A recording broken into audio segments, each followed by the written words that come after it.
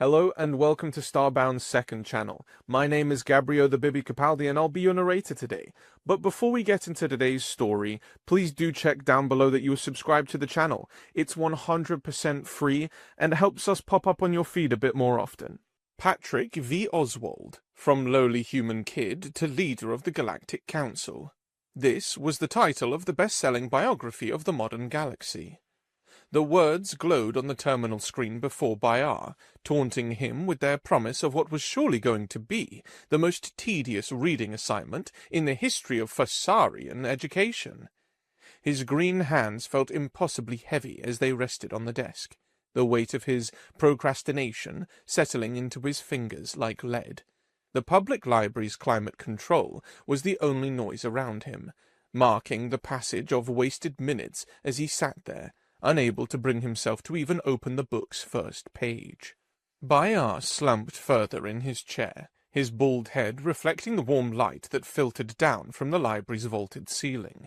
His short, pointed ears itched with irritation as someone 2 terminals over began typing with unnecessary enthusiasm. The young Farsarian's skin, green from the crown of his smooth head to the tips of his fingers, seemed to darken a shade with his mood. Around him the library stretched out in its modern glory, row upon row of sleek terminals like his own, each capable of accessing millions of digital texts. Physical books had become almost obsolete, relegated to special collections and nostalgic displays. Yet there, beside his terminal screen, sat one of those rare physical copies, the biography of Patrick Oswald, its cover depicting a smiling human against a backdrop of stars and the Galactic Council's spiraling emblem. The book seemed to mock him with its very presence. Why did his teacher insist on him reading the physical copy when the digital version was right there on his terminal? Some nonsense about appreciating the weight of history, or whatever pretentious reasoning Professor Kurlex had spouted while assigning this punishment. Bayar's fingers drummed against the desk as he stared at the book's spine, willing it to spontaneously combust, or perhaps develop the ability to read itself out loud. How, he thought bitterly, could the career path of some human be of any interest to me? The whole assignment reeked of his teacher's particular brand of educational torture. Just because he'd been disruptive in class, which really meant he'd pointed out the logical inconsistencies in Professor Kurlex's lecture on interspecies diplomatic protocols, he was now condemned to read about some human's rise to power, as if Bayar would ever find himself anywhere near a position of leadership.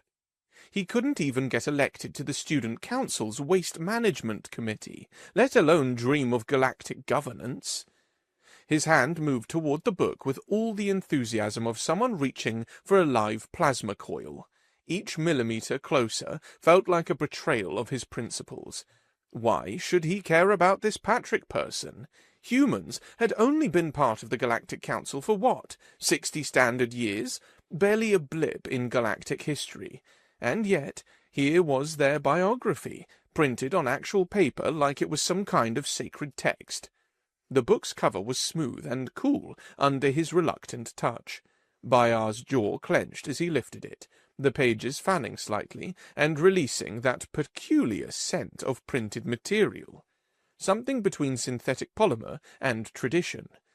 He set it down on the desk with more force than necessary, earning a disapproving look from an elderly Ketrian 3 tables away. Her 4 eyes narrowed at him before returning to her own terminal. "Just open it," he commanded himself. "Read the first chapter, write some generic analysis about leadership and perseverance, and move on with your life." His fingers found the edge of the cover. The book resisted slightly, as if it knew his reluctance and shared it.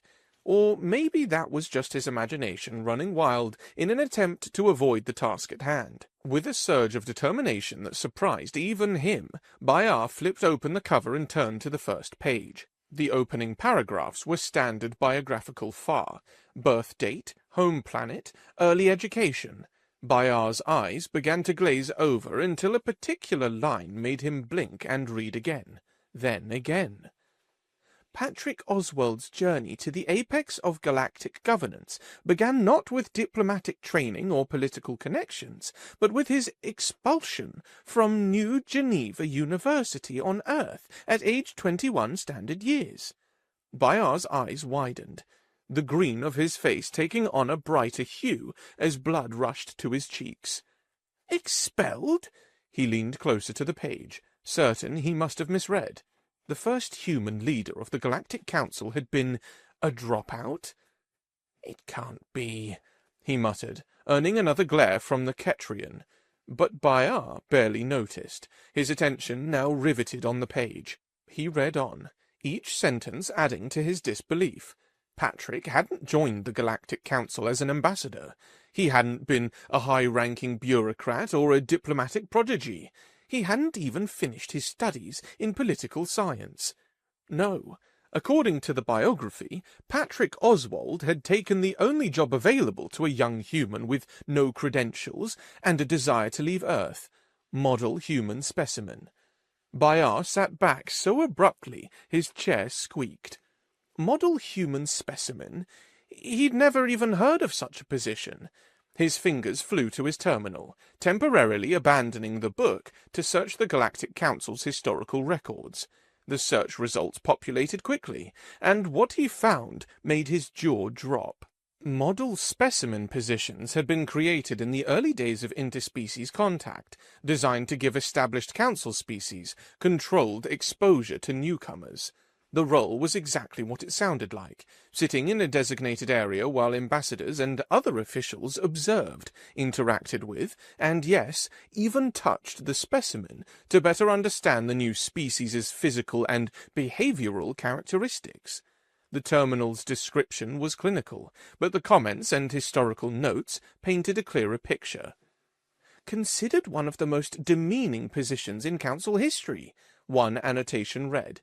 Lower status than asteroid mining due to the complete loss of personal autonomy and dignity. Specimens were required to remain passive unless directly asked to demonstrate specific behaviors or answer approved questions. Bayar's ears perked up with interest. This was the job that had launched Patrick Oswald's career? He grabbed the book again, his previous reluctance completely forgotten. The pages felt lighter now, almost eager to reveal their secrets as he found where he'd left off. The biography detailed Patrick's first days in the position with unflinching honesty. The human had been assigned to the council's central station, spending 8 hours a day in what was essentially a display room. Ambassadors would schedule viewings, entering to observe humanity's newest representative. The job paid barely enough to cover basic accommodations, and the rules were strict. Speak only when spoken to, move only when asked, never initiate contact, never ask questions. Patrick had broken every single one of those rules within his first week. Minutes passed like seconds, as Bayar devoured the pages. His earlier resistance to the assignment had completely evaporated, replaced by a burning curiosity. How did someone go from such a position to leading the entire Galactic Council? The more he read, the more puzzled he became. Then he reached a section that made him stop and shake his head in denial. The human was bad at his job? He said aloud, forgetting his library surroundings entirely. How could he have such a lowly position and still be bad at it? But the biography was unequivocal. Patrick Oswald hadn't just been bad at being a model specimen. He'd been historically terrible. The book detailed incident after incident, asking to examine the Thraxian ambassador's frontal appendages, engaging the Morvac delegate in a heated debate about economic theory, attempting to teach card games to a group of observing Epsilon scientists who had come to study human motor functions. He broke protocol constantly, firing back questions when he should have remained silent, initiating physical contact when he should have remained still. The biography quoted numerous complaints from that era, painting a picture of a human who seemed incapable of understanding his place. Within his first 2 years, Patrick had been formally reprimanded 10 times, and had come within a whisker of being fired and sent back to Earth on at least 6 separate occasions. Bayar found himself reaching for his terminal again, his fingers quickly interacting with the interface. There had to be footage from that time. The Galactic Council archived everything, and surely some record remained of this troublesome human specimen. The search took a few minutes, but eventually Bayar found what he was looking for. An interview from 53 years ago with Ambassador Zerath of the Zatarian delegation.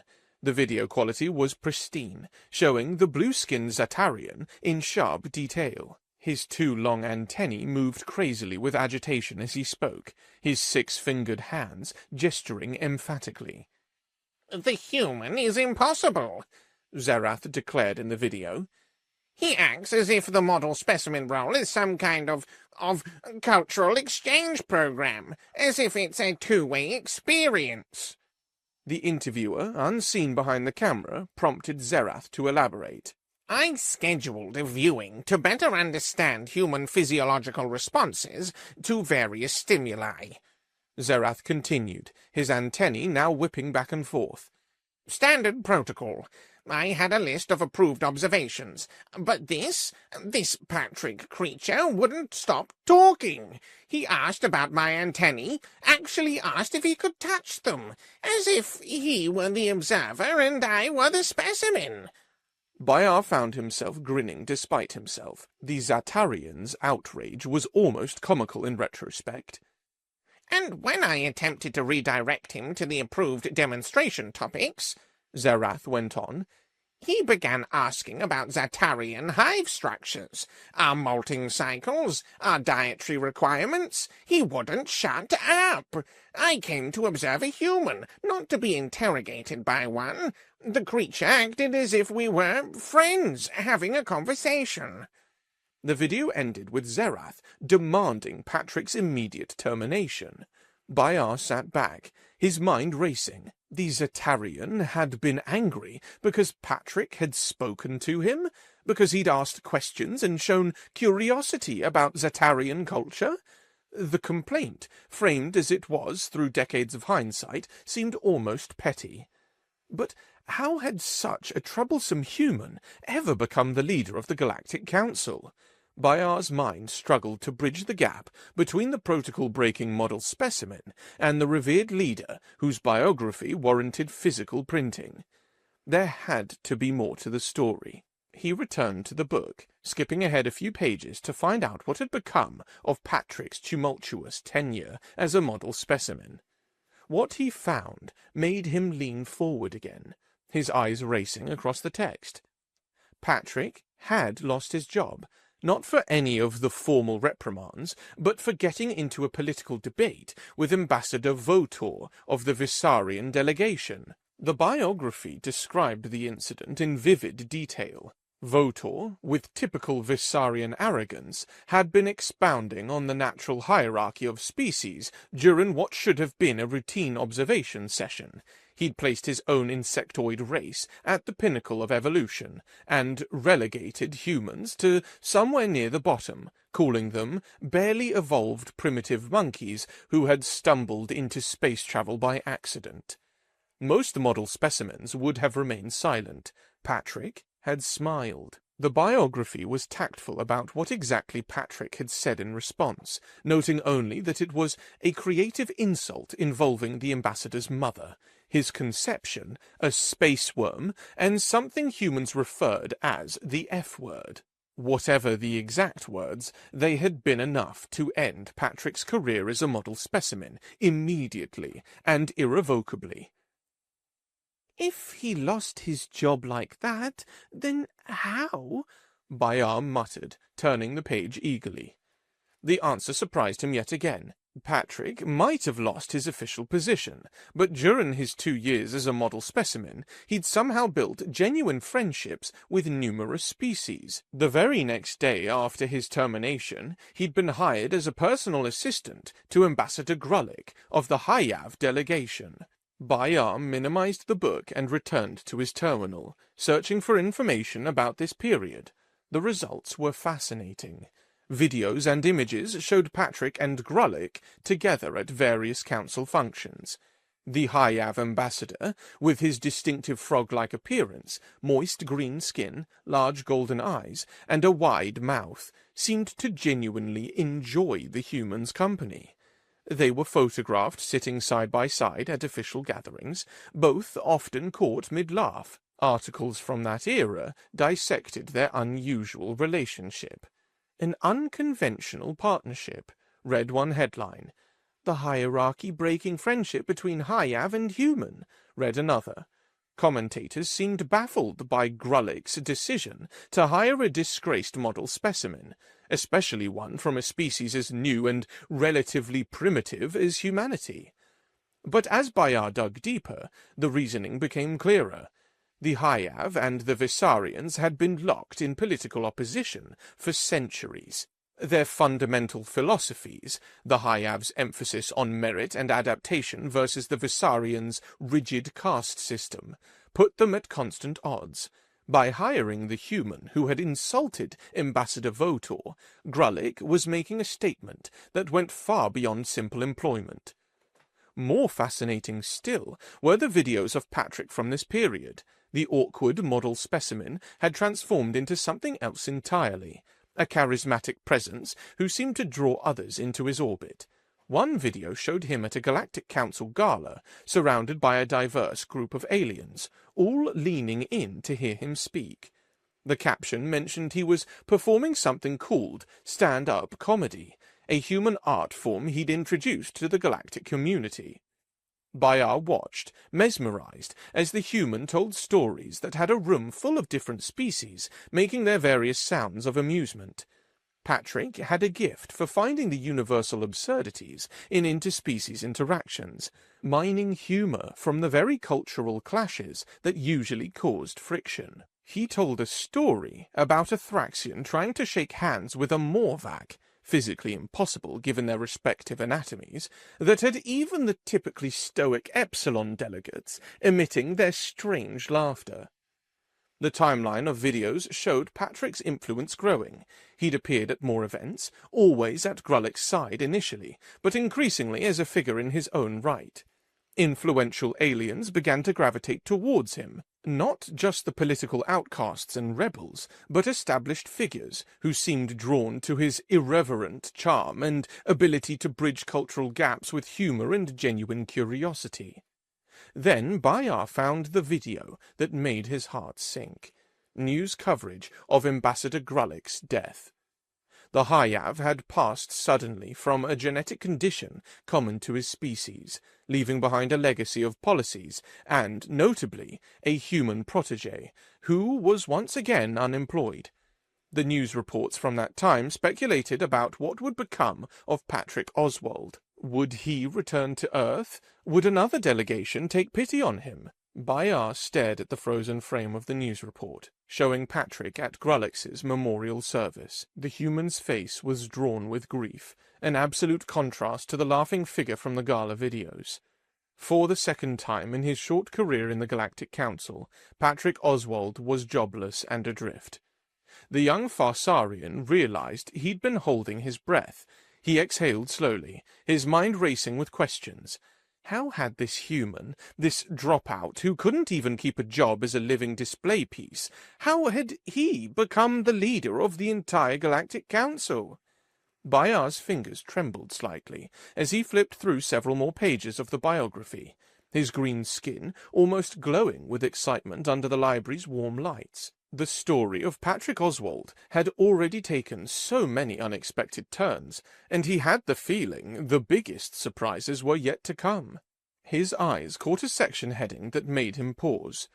The ambassador that never was. Intrigued, Bayar settled back into his chair and began to read. The biography detailed how Patrick's growing popularity among non-human species had reached a tipping point. Several influential members of the Galactic Council had begun pushing for his official nomination as an ambassador for Earth. It made sense. No human had ever built such strong relationships across species lines. Patrick had become a bridge between humanity and the rest of the galaxy. someone who could represent Earth's interests while understanding the complex web of interspecies politics. But the nomination had failed spectacularly. Bayar leaned closer to the page, absorbing every detail. The human government on Earth had rejected Patrick's nomination almost immediately. The reasons were numerous and damning: his lack of formal education, his expulsion from university, his controversial reputation as a troublemaker, and perhaps, most significantly, his complete absence of connections within Earth's political establishment. The biography quoted one Earth official as saying, "Patrick Oswald may be popular at alien parties, but he's hardly the image we want representing humanity on the galactic stage." The young Farsarian felt a surge of indignation on Patrick's behalf.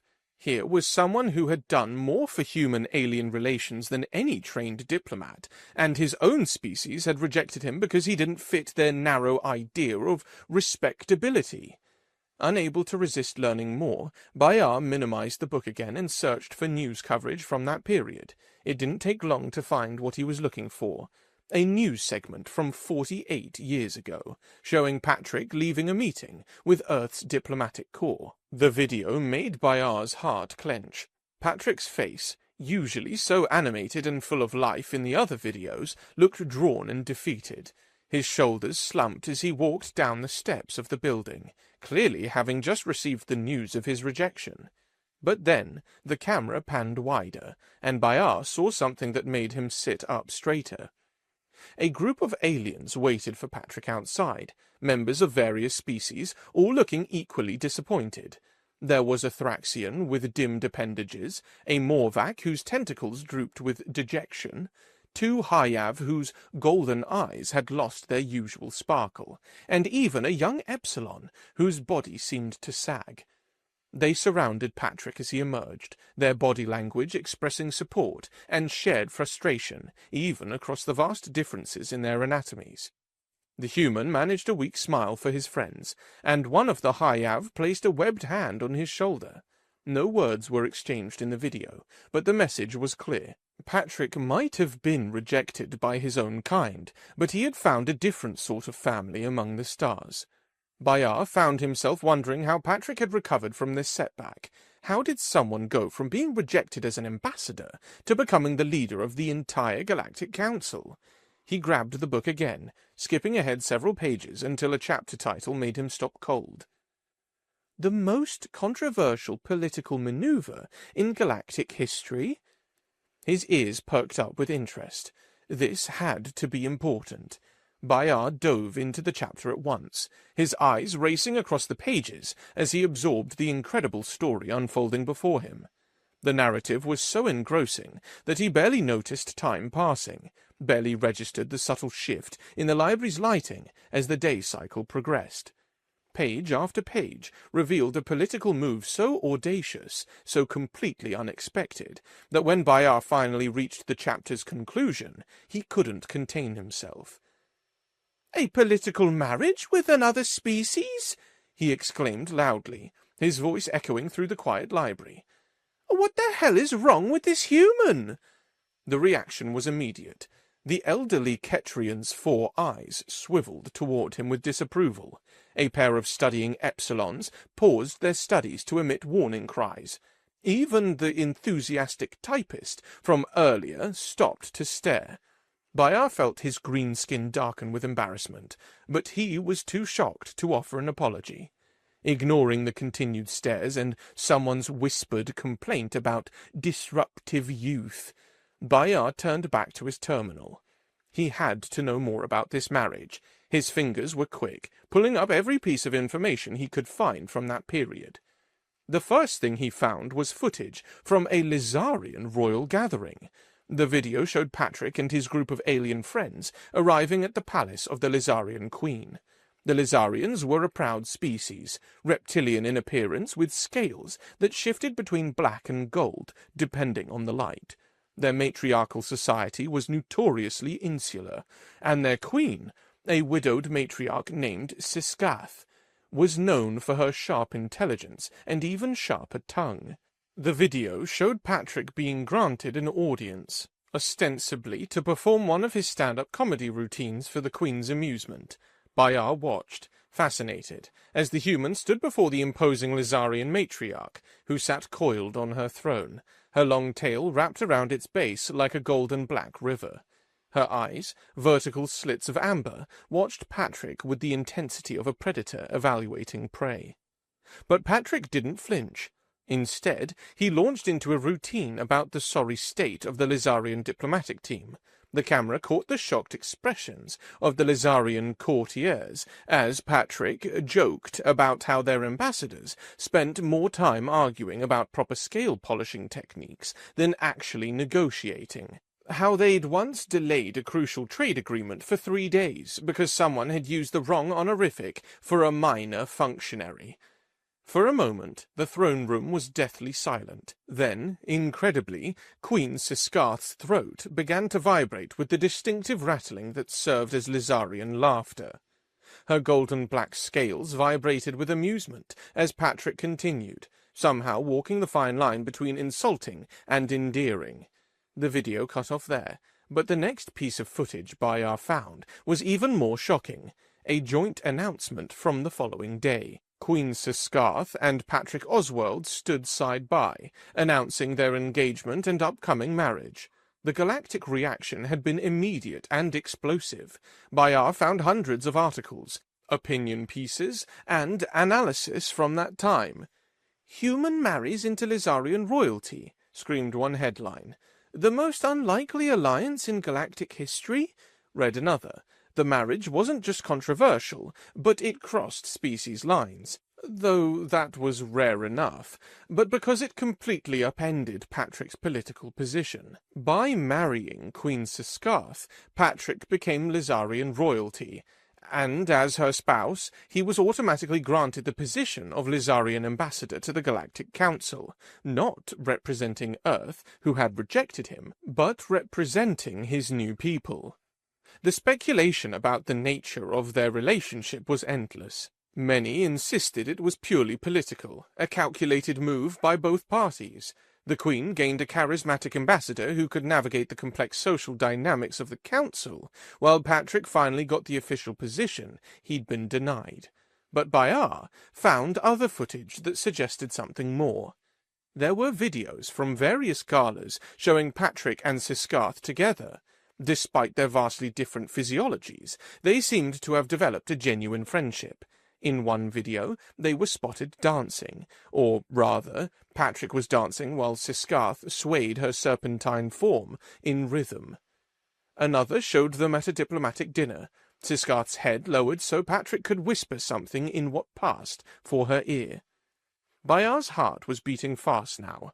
He could see it. The path that would lead Patrick to the presidency of the council, a human dropout who became Lizarian royalty, who turned rejection by his own species into an opportunity to represent another. It was brilliant, unconventional, and exactly the sort of move he'd come to expect from Patrick's story. Unable to wait any longer, Bayar returned to the biography, devouring the pages that described the years following the marriage. Patrick's role as Lizarian ambassador had been as disruptive as his previous positions, but far more effective.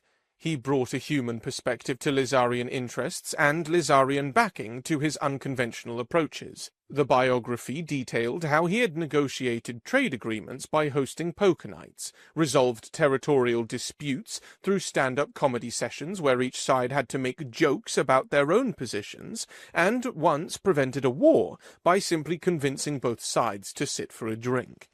More importantly, his position finally forced Earth to take him seriously.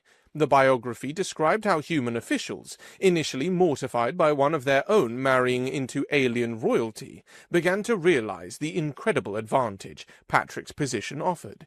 Through him, humanity gained unprecedented access to Lizarian technology and trade routes. The commercial ties between Earth and the Lizarian Empire flourished in ways no traditional diplomacy had achieved. But Patrick's greatest achievement was the coalition he built. The biography detailed how the informal friendship networks he'd cultivated over the years began to solidify into something more concrete. The High-Av, who had first given him a chance after his dismissal, joined the Lizarians and humanity to form an unlikely but effective voting bloc in the council.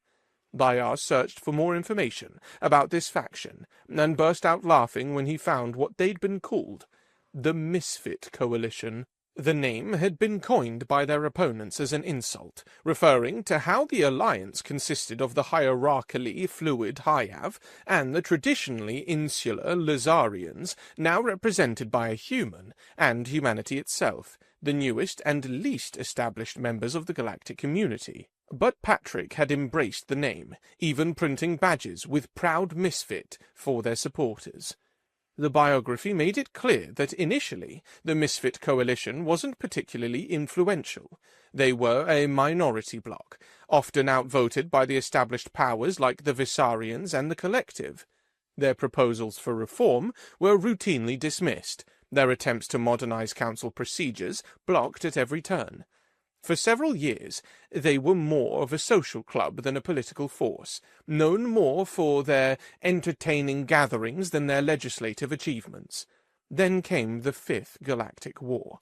Bayar's ears tensed as he read this section. He remembered studying the Fifth Galactic War in history class. It had been a brutal conflict against an external alliance of species that had refused to join the Galactic Council. But he'd never paid attention to the internal politics of the council during that time. Professor Kurlex had focused on the military campaigns, the battles won and lost, not the power struggles within the council itself. Now, through the lens of Patrick's biography, Bayar saw the war completely differently. When the external alliance attacked and destroyed the council colony on Area 44-2B, killing millions, the established council leadership had been paralyzed. The Trovian High Chancellor, representing one of the oldest and most powerful species in the council, had responded with half measures and bureaucratic delays. The biography painted a vivid picture of Patrick during this crisis. While the Trovian leadership dithered, Patrick and the Misfit Coalition had been relentless in their criticism.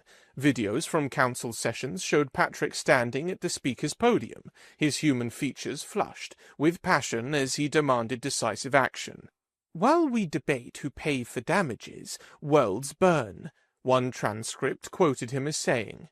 "While we follow procedures written centuries ago, billions die." The established powers had tried to silence him, to minimize the misfits as alarmists and inexperienced. But as the war progressed, and the council continued to lose ground, more species began to listen. The biography described how Patrick's speeches, broadcast across council space, began to resonate with populations who felt abandoned by their leadership. The breaking point came when the council's third fleet was destroyed at the Battle of the Silver Nebula. Bayar found footage from the emergency session that followed. The Trovian High Chancellor stood at the podium, trying to explain away the defeat as a strategic withdrawal, when Patrick had stood up from the Lizarian delegation seats. "Enough!" he'd shouted, and the word had echoed through the chamber. What followed was a vote of no confidence in the Trovian leadership.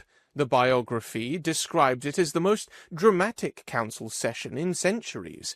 Species after species stood to cast their votes, and when the count was finished, the Trovian dynasty that had led the council for over 200 years was ended. In the power vacuum that followed, the Misfit Coalition made their move. Patrick, backed by not just the Lizarians, but now also the High-Av, humanity, and the dozens of smaller species who had joined their cause, put himself forward as a candidate for council president. It was audacious, a human who'd been in galactic politics for less than 2 decades, seeking the highest office in known space. But in that moment of crisis, audacity was exactly what the council needed. The biography described the election in detail, how Patrick's unconventional approach and proven ability to build bridges across species lines suddenly seemed like exactly what the galaxy required.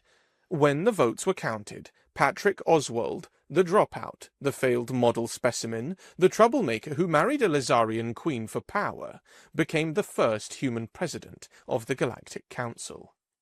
Bayar sat back in his chair, his mind reeling. He knew from his history classes that the Council had won the Fifth Galactic War. Under Patrick's leadership, they'd turned the tide, forging a unified response that had driven back the external alliance. But seeing it from this angle, understanding the political maneuvering and personal journey that had led to that victory, gave him an entirely new perspective. He was about to dive back into the biography to read about Patrick's presidency when a thought struck him like a lightning bolt. His eyes widened as the pieces fell into place. Professor Curlix hadn't assigned him this book as a punishment. Bayard thought about his own behavior in class, how he constantly questioned authority, pointed out logical flaws in established thinking, disrupted the careful order of lessons with his observations.